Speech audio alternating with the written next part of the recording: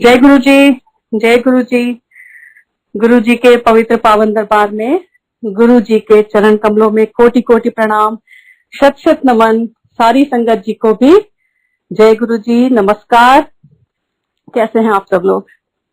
गुरु जी की दया, गुरु जी की कृपा आप सब पे बराबर बनी रहे, यही मेरी शुभकामना है और यही मैं उम्मीद करती हूँ कि आप सब गुरु जी की कृपा से बहुत आनंद में होंगे।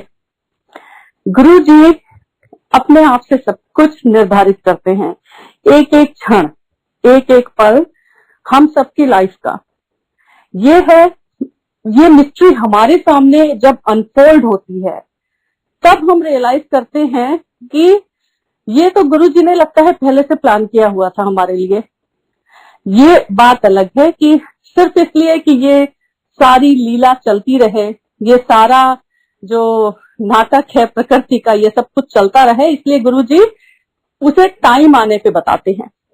टाइमिंग, गुरुजी की जो टाइमिंग होती है वो इसीलिए गुरुजी पहले से सब कुछ नहीं बता देते थे, हालांकि वो जानते सब कुछ थे।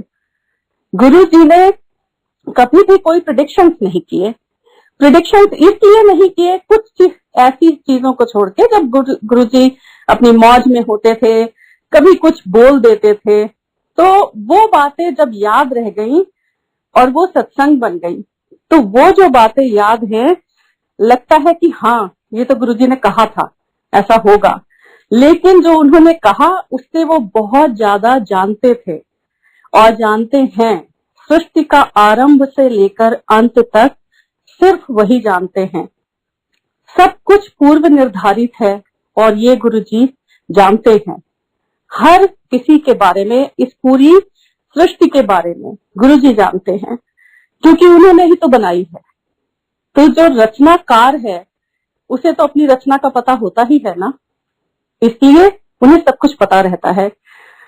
हम लोगों की संगत की जो भी हमारी लाइफ है गुरुजी ब्लेस करते हैं और हम उस लाइफ को गुरुजी की छत्र छाया में आराम से ऐसे चलते चले जाते हैं जैसे किसी ने हमारा हाथ थामा हुआ है और हमें बस चलाते चले जा रहे हैं और हम बस उनका हाथ पकड़ के चलते चले जा रहे हैं।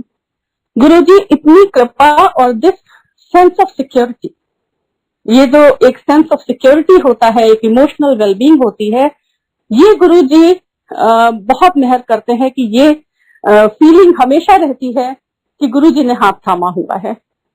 तो अब ये जो सारा टाइम गुजरा, अभी भी चल रहा है, it's nearly like almost the we can say hopefully the end of it, pandemic का। अब धीरे धीरे सब कुछ क्लियर होता जा रहा है और thanks to the medical professionals and vaccination everything, सब कुछ अब लग रहा है कि हाँ अब हालात सुधरने वाले हैं। और ये सब देखिए गुरुजी ने कैसे ये पूरा टाइम निकाला कि पता ही नहीं लगने दिया कि ये कोई इतना माड़ा टाइम चल रहा है, इतना खराब समय चल रहा है। गुरुजी ने उस टाइम को कैसे कन्वर्ट कर दिया, जैसे होता है ना कि आप उस चीज को कैसे देखते हो। जैसे गुरुजी कहते थे बी पॉजिटिव, पॉजिटिव आउटलुक रख के ये जो खराब समय था या अभी जो थोड़ा चल भी रहा है, इसको भी गुरुजी ने कन्वर्ट कर दिया सत्संग की ब्लेसिंग्स में। सत्संग कितने शेयर हुए, कितने सत्संग आपस में संगत ने शेयर किए, कहां कहां से। ये जो जूम प्लेटफॉर्म है ये तो गुरुजी की बहुत बड़ी नेमत है इस पूरे दौरान, इस पूरे काल में, क्योंकि इसके माध्यम से गुरुजी ने संगत को इतना रीअश्योर किया, इतना उनको एक एहसास दिलाया फिर से कि गुरुजी हैं, साथ में हैं और हमेशा रहेंगे और कभी भी कुछ गलत नहीं होगा। तो ये जो है ये गुरुजी का बहुत बड़ा संगत को एक वरदान है, इस तरह से ये सत्संग शेयर होना और करना। जब एम्पायर स्टेट के दिनों की बात करें, वहां वो जो समय है निकलने का, वहां से आने का मन नहीं करता। सच में हमेशा ऐसे ही लगता है कि आत्मा वहीं रह गई, शरीर बस बाकी के सारे काम कर रहा है और सोल कहीं ना कहीं एम्पायर स्टेट में गुरुजी के दरबार में अभी भी वहीं पे है। तो वो जो एम्पायर स्टेट की दुनिया है, वो दरबार गुरु जी का, वो दिव्य डिवाइन दरबार, वहां के कुछ और बहुत ही अनमोल संस्मरण, बहुत अनमोल खजाने जिसको मैं कहती हूँ, वो फिर से एक बार रिलीव करते हैं और उनको फिर से एक बार दोहराते हैं। गुरुजी ने कहा सत्संग हर बार वही सत्संग हर बार नया मैसेज देता है, हर बार उस सत्संग से ब्लेसिंग्स उतनी ही मिलती हैं। तो कभी भी गुरुजी के सत्संग पुराने नहीं होते, और दूसरी चीज कि कितना भी शेयर करें वो कभी ऐसा नहीं होते कि अब खत्म हो गए, क्योंकि सत्संग तो हमेशा होते हैं, सत्संग हमेशा रहते हैं गुरुजी की दया से। तो ये एम्पायर स्टेट की जो दुनिया गुरुजी की, वो अजीब और गरीब, वो जादुई दुनिया, मैं तो मैजिक किंगडम ही बोलती हूँ, क्योंकि मेरे लिए तो बिल्कुल ही सब कुछ जैसे अनफोल्ड होता था। Every day used to be a new discovery for मी।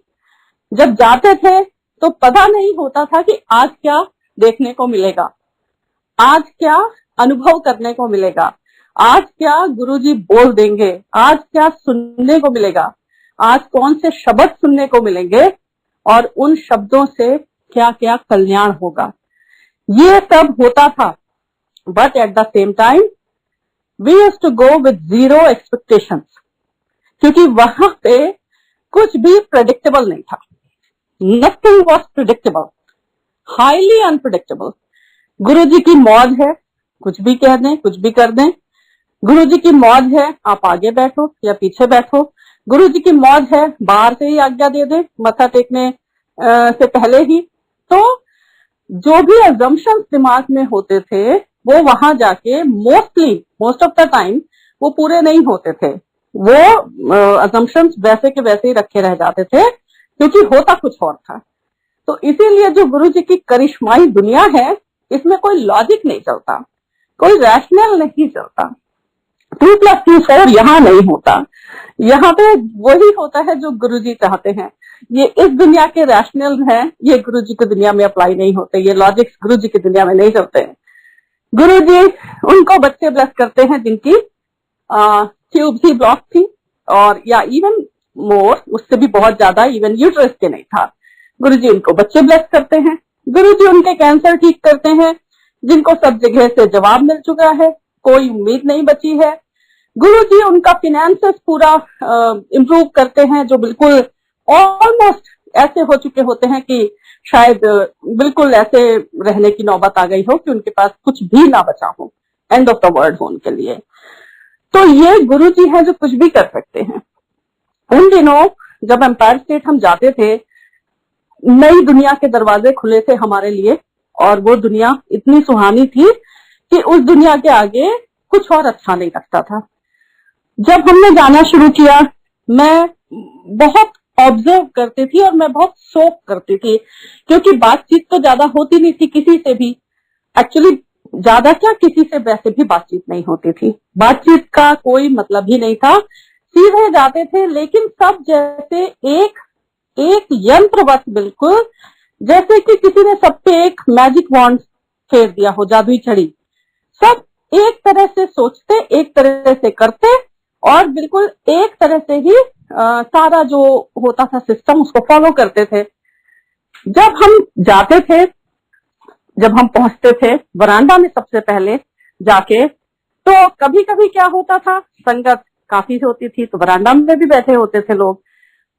गुरु जी के यहाँ की खासियत ये थी कि चाहे वरांडे में बैठो, चाहे अपस्टेयर वाले फ्लोर में बैठो, और चाहे सीढ़ियों पे बैठो, एक चीज का हमेशा एहसास रहता था कि गुरुजी आपके साथ बैठे हैं। कभी भी ऐसा नहीं मन में आता था कि आज हम गुरुजी से दूर बैठे हुए हैं, कभी भी ऐसा नहीं लगता था। गुरुजी आपकी वो मेंटल स्टेट कर देते थे, आपको एक ट्रांस लाइक स्टेट में ला देते थे, जिसमें आपको लगने लगता था कि आप बिल्कुल गुरुजी के पास बैठे हो, और उनकी पूरी जो उनका ऑरा है, उनका वो दिव्य ऑरा, उसके घेरे में हो। और वो जो वार्मथ है उनके ऑरा की, वो उनकी फ्रेग्रेंस है, वो आपको कहीं भी बैठे हो, आप बाहर वरांडा में बैठे हो तो भी उतनी ही आती थी जितनी कि गुरुजी के बिल्कुल चरणों में बैठ के आती थी। कई बार ऐसा होता था, हमारे छोटे बच्चे भी थे तो हम वरांडा में बैठ जाते थे, क्योंकि ऐसा बोला जाता था कि या तो फिर बच्चों को ना लाएं, जो कि हम बाद में नहीं ले जाते थे, या फिर वरांडा में बैठे। तो हम जब वहां पे बैठते थे, एक तो शब्द वाणी जो होती है वो इतनी, इसीलिए गुरुजी उसका वॉल्यूम काफी ऊंचा रखवाते थे। जो डीजे अंकल बैठ के पीछे शब्द वाणी चला रहे होते थे, जो किचन के बगल में एक साइड बोर्ड था, उसमें एक स्टीरियो सिस्टम होता था, और जो डीजे अंकल थे वो 6 जेंटलमैन, वो वहां बैठते थे, राजेंद्र अंकल जी, और गुरुजी गद्दी पे बैठे बैठे उनको टेलीपैथिकली बताते थे कि अब ये शब्द चलाना है, और वो सारे शब्द वही होते थे जो उस दिन की संगत के लिए गुरुजी ने निर्धारित किए होते थे, क्योंकि वो शब्द गुरुजी के चुने हुए शब्द होते थे, हैंड पिक्ड, चोजन वंस, जो उस दिन जो संगत आई है उसके सारे कष्ट, दुख, तकलीफ, मुसीबतें, कल्याण, उन सब के लिए गुरुजी ने चुने होते थे। तो वो जो शब्द है उनका वॉल्यूम इतना ज्यादा होता था, and eight the same time pin drop silence, कि बाहर तक वो शब्द जो है पूरे पूरे सुनाई पड़ते थे, एक एक शब्द, और डिसिप्लिन में कोई फर्क नहीं आता था। आप बाहर वरांडा में बैठे हो तो भी डिसिप्लिन सेम रहता था, यूनिफॉर्म डिसिप्लिन, बाहर भी वही डिसिप्लिन होता था। ये नहीं कि बाहर बैठे हैं तो थोड़ा लिबर्टी ले रहे हैं, ऐसा नहीं था, बाहर भी उतने ही डिसिप्लिन में बैठना होता था। तो ये जो शब्द थे ये बाहर तक सुनाई पड़ते रहते थे। एक नाम ध्याए मन मेरे, कर्ज तेरा पूरा होगा, हर हर गाए गुण मेरे, ये अक्सर सुनाई पड़ता था बाहर बैठ के। वो जो एक समा होता था, वो वार्मथ, वो खुशबू, वो डिविनिटी, वो चार्ज्ड एनवायरनमेंट, गुरुजी की ऊर्जा से, गुरुजी के वो जहां स्वयं बैठे हो, आप सोच सकते हैं उस जगह का ऑरा कितना हाई होगा, उस जगह की एनर्जी कितनी हाई होगी। इतना हाई एनर्जी फील्ड वो बन जाता था जब गुरुजी महाराज अपने पूरे संपूर्ण स्वरूप में वहां बैठते थे, संपूर्ण कला में अपने गद्दी पे विराजमान होते थे, अपने उस रॉयल रूप में, अपने उस दिव्य चोले में, अपने उस अवतार में। जब वो बैठ जाते थे वहां पे, सारी दुनिया वहीं पे सिमट आती थी, समय रुक जाता था, और वो घड़ियां सिर्फ वहीं पे गुरुजी के सामने वो समय रुका रहता था, ऐसा लगता था। वो एहसास जो था बहुत प्रोफाउंड, बहुत इंटेंस। गुरुजी जहां बैठते थे महाराज एम्पायर स्टेट में, पीछे एक विंडो हुआ करती थी, ग्लास विंडो, और ये सब कुछ गुरुजी की मर्जी से ही होता है। गुरुजी ने ही सब कुछ ऐसे प्लान किया हुआ था, क्योंकि उनको पता था कि संगत पीछे भी जब हाथ धोने के लिए लाइन में खड़ी होगी तो भी मेरे दर्शन करके धन्य हो सके।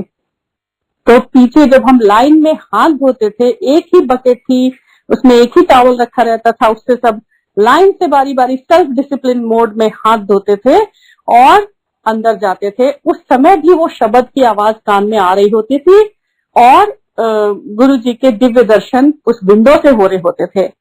और गुरुजी का जो डिवाइन सर हेड है, परम पावन गुरुजी का शीश है, वो बिल्कुल शिवलिंग की तरह, बिल्कुल शिवलिंग की तरह लगता था।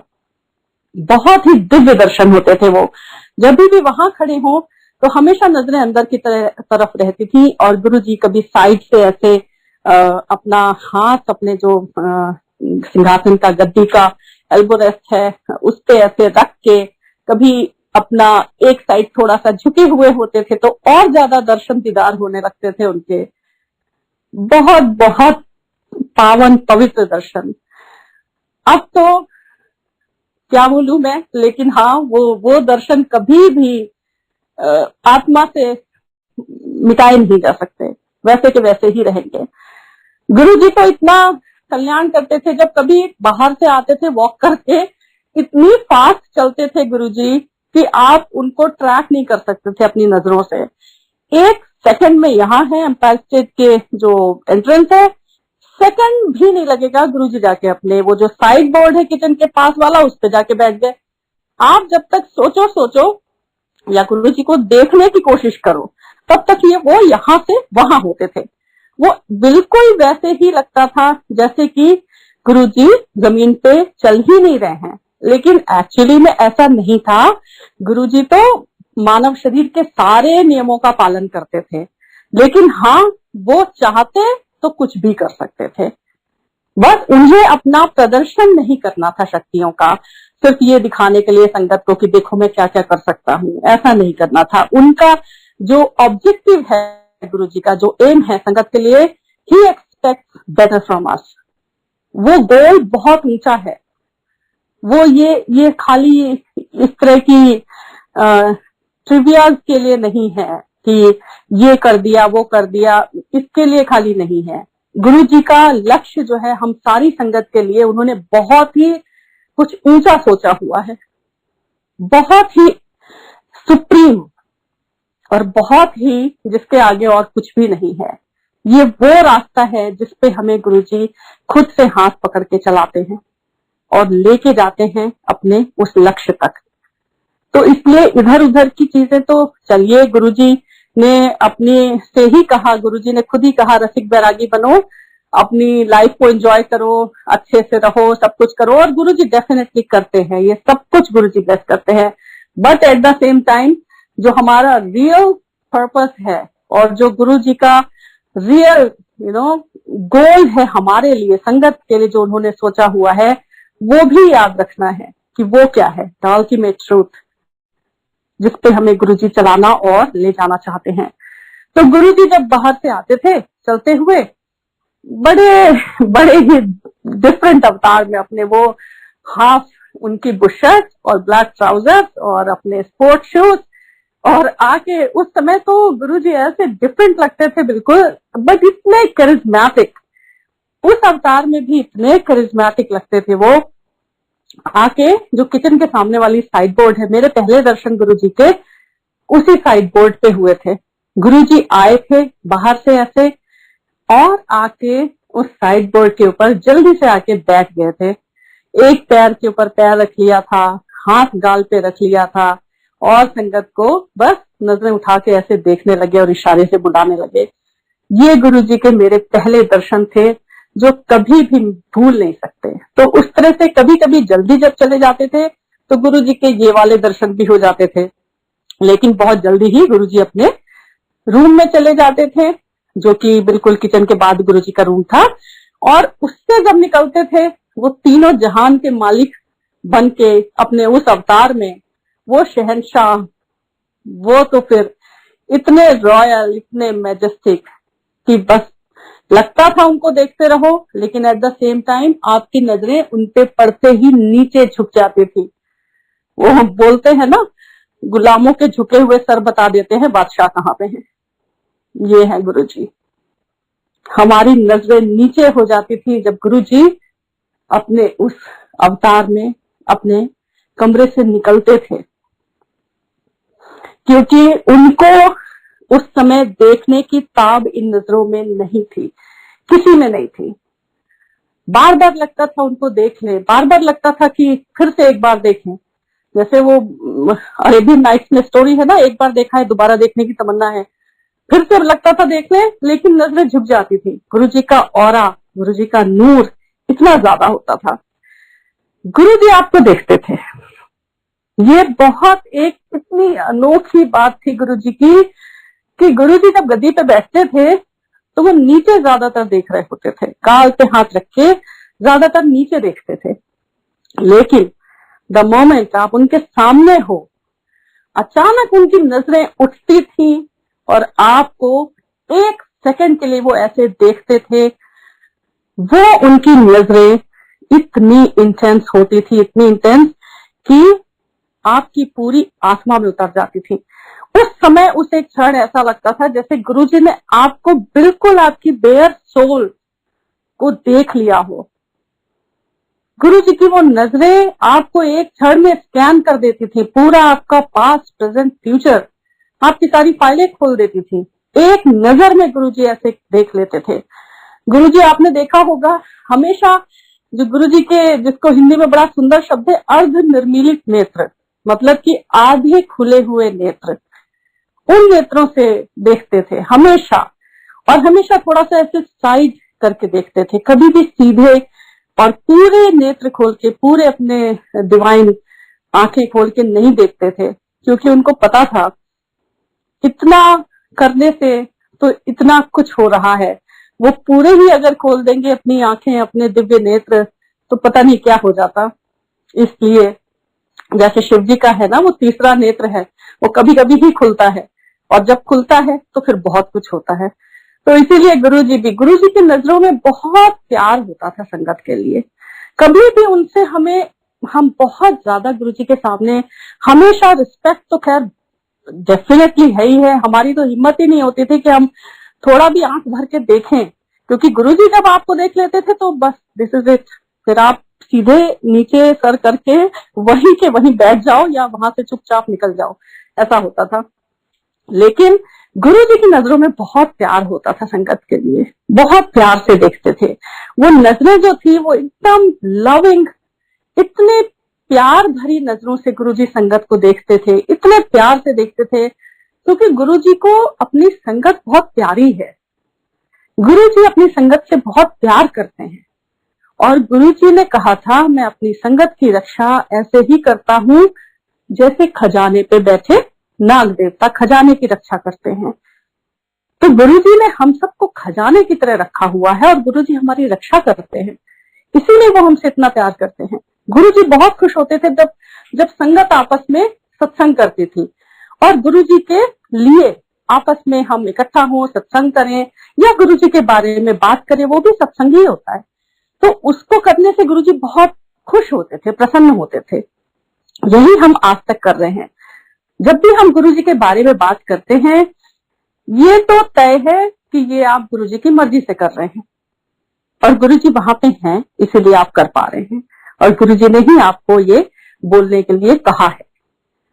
तो गुरुजी जब बैठते थे, अपनी नजरों से वो सब कुछ कंट्रोल करते रहते थे, लाइक रिमोट कंट्रोल। जैसे हम सबके माइंड का, सोल का रिमोट कंट्रोल जो था वो गुरुजी के पास रहता था, गुरुजी के हाथ में रहता था, गुरुजी की नजरों में रहता था।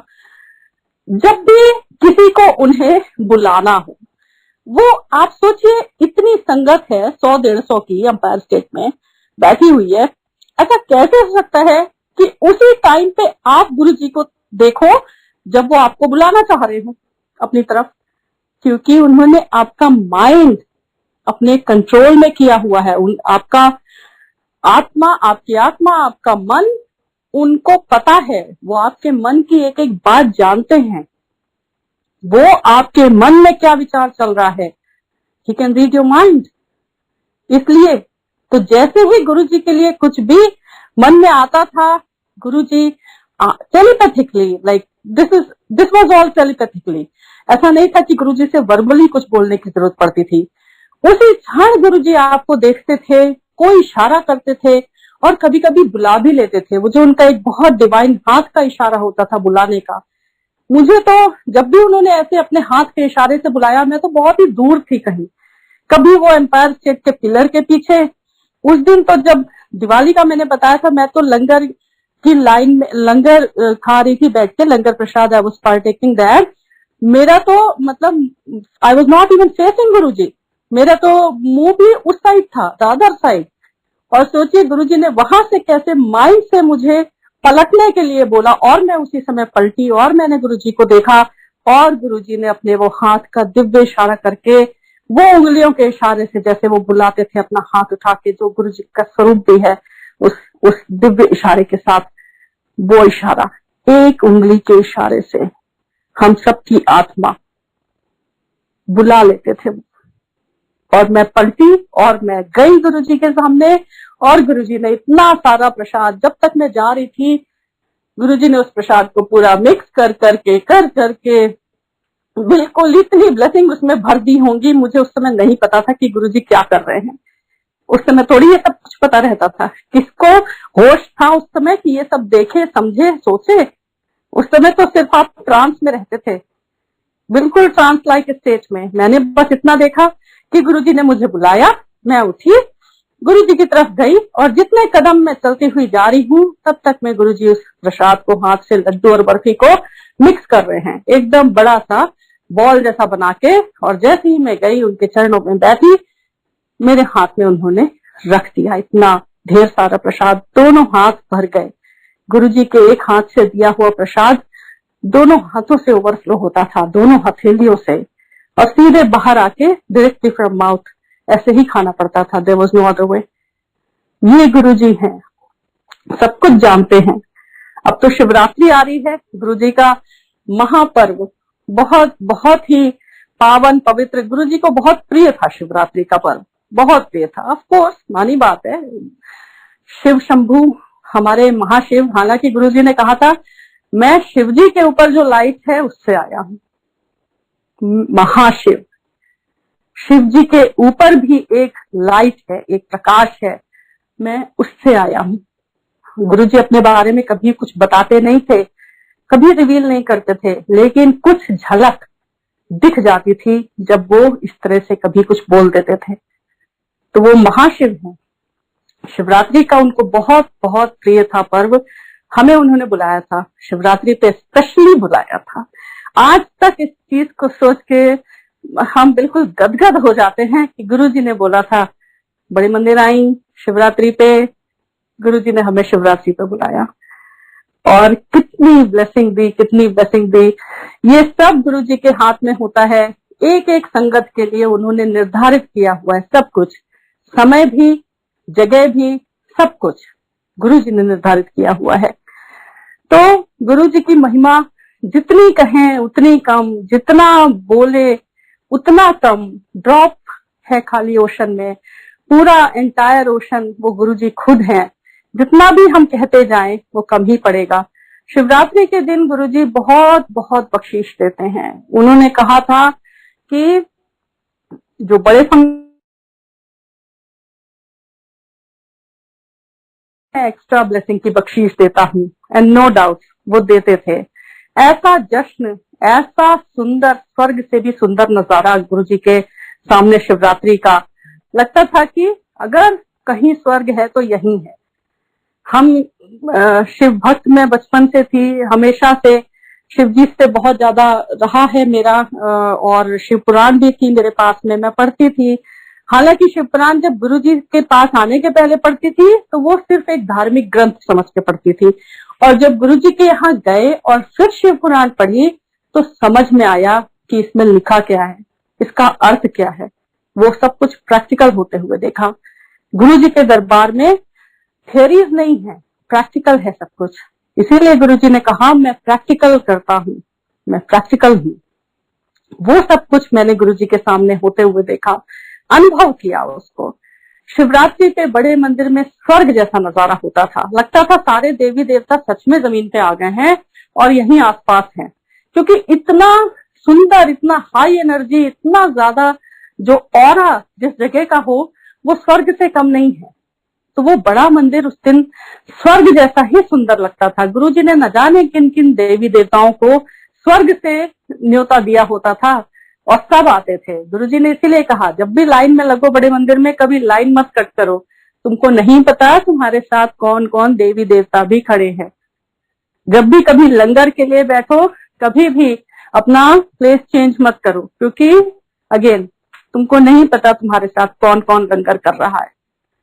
ये सब गुरुजी ने बहुत प्रैक्टिकली करके दिखाया, और गुरुजी की इतनी मेहर है कि आज तक गुरुजी ने याद दिलाया, याद रखवाया, जिससे कि आगे तक वही फॉलो हो सके।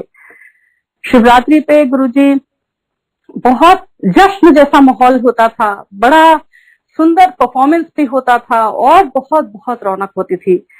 पूरा लंगर प्रसाद तो बिल्कुल बाहर जो प्लॉट था, साइड वाला जो बड़े मंदिर के साइड में प्लॉट है बड़ा सा, उसमें पूरा नीचे कारपेट बिछा रहता था रेड कलर का, और उसमें ही टेबल्स लगा के पूरा लंगर प्रसाद का इंतजाम होता था, और सब वहां पे लाइन से सब कुछ इतना सब खुश आनंद में रहते थे कि उस आनंद में कहीं कुछ किसी को फर्क ही नहीं पड़ता था कि हम लाइन में कितनी देर से खड़े हैं कि क्या है। हमें तो और अच्छा लगता था कि अच्छा है लाइन में और पीछे नंबर रहे, जिससे कि और ज्यादा खड़े होने को मिले। और जितनी देर वहां खड़े रहेंगे उस जन्नत में, वहां से कौन छोड़ के जाना चाहेगा? किसको ये पड़ी है कि वो जल्दी से जाए यहाँ से? तो जितना देर खड़े रहेंगे उतना ही, वो तो तपस्या करने जैसा है। वो तो गुरुजी ने कहा ही था, जितना तुम बड़े मंदिर एक एक कदम चल के आते हो, वो हजारों अश्वमेध यज्ञों के फलों को देने वाला होता है। तो वहां पे जब खड़े होते थे और वो सारा दिव्य वातावरण जहाँ गुरुजी खुद बैठे हो, और शिवरात्रि पे जैसे सच में शिव जी की बारात आई हो, ऐसा लगता था। तो आई थिंक बहुत बहुत सुंदर संस्मरण, स्मृतियां, सत्संग, जो भी कहिए, लेकिन गुरुजी की मेहर इतनी है कि आज तक वो याद भी दिलाते हैं और रिलीव भी करवाते हैं वो सारे मोमेंट्स। तो थैंक यू सो मच, शुक्राना गुरुजी, हमेशा हमेशा अपनी सारी संगत को ऐसे ही ब्लेस करने के लिए, ऐसे ही चरणों से जोड़ के रखने के लिए, ऐसे ही मौज में रखने के लिए। So thank you so much Guruji. आज पूर्णमासी भी है, माघ मास की पवित्र पूर्णमासी। आज का दिन भी बड़ा पवित्र होता है। गुरु जी का गंगा जी से भी काफी कनेक्शन और लगाव था, और गंगा स्नान भी गुरु जी ने किया है। क्यों नहीं, गुरु जी शिव जी हैं और शिव जी के ही जटाओं से गंगा माँ निकली है।